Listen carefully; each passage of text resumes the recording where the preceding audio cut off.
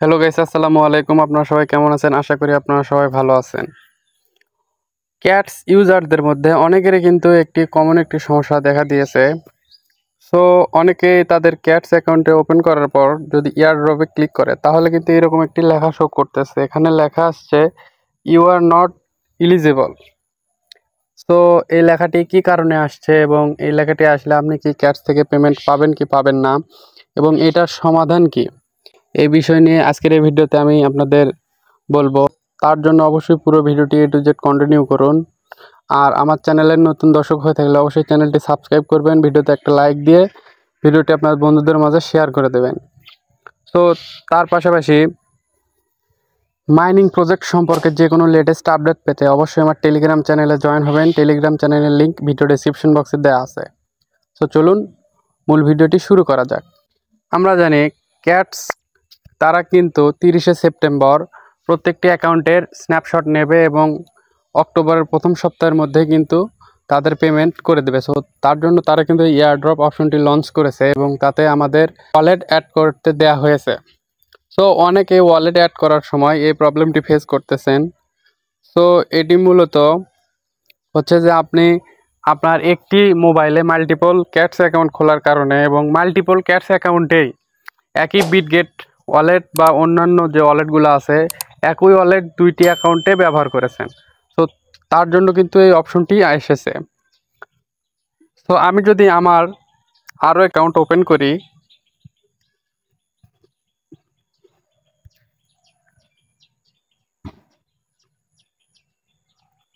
তো দেখুন এখানে কিন্তু এসেছে ইউ আর এলিজিবল, মানে আমি এখান থেকে কিন্তু পেমেন্ট পাবো, কিন্তু আমার পরবর্তী যে আরেকটা অ্যাকাউন্ট আছে সেখানে পাওয়ার জন্য এলিজিবল আমার অ্যাকাউন্টটি হয়নি।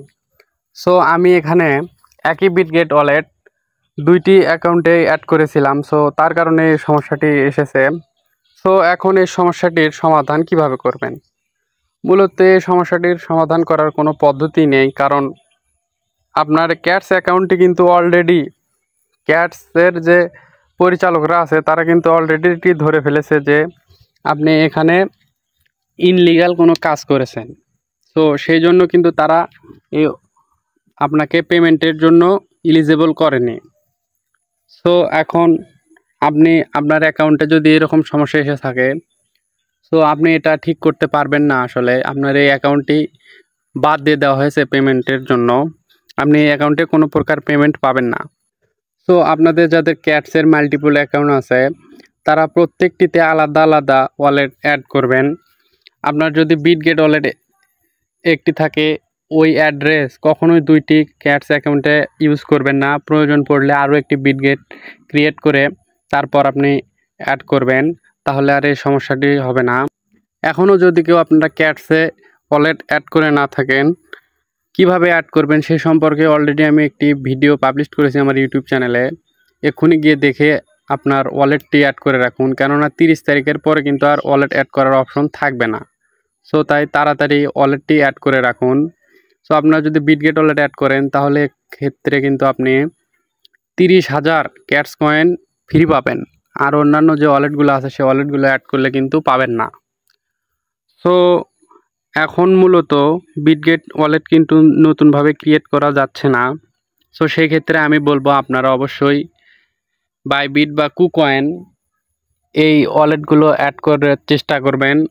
আমরা যদি এখন আমার বাইবিটে ওয়ালেট ওপেন করি,